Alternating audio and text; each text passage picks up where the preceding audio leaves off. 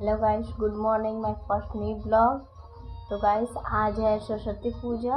मेरे और हमारे पूरे परिवार की तरफ से आप सभी को हैप्पी सरस्वती पूजा। तो गाइस, अभी चलते हैं बाहर। तो गाइस, बाहर आ चुके हैं। सुबह का 6:30 बज रहा है।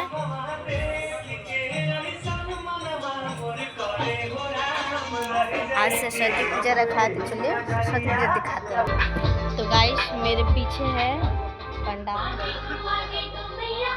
चलिए, तो गाइस मेरे पीछे सरस्वती पूजा रखा हुआ है, देख सकते हैं। तो गाइस देखिए आप सब, कितना मस्त पंडाल आज से डेकोरेट किए हुए हैं लोग। तो गाइस नेक्स्ट वीडियो मिलते हैं। आप लोग को अच्छा लगा तो अभी चलते हैं नहाने के लिए। स्कूल भी जाना है हम लोग सरस्वती पूजा मनाने। तो अभी के लिए बाय।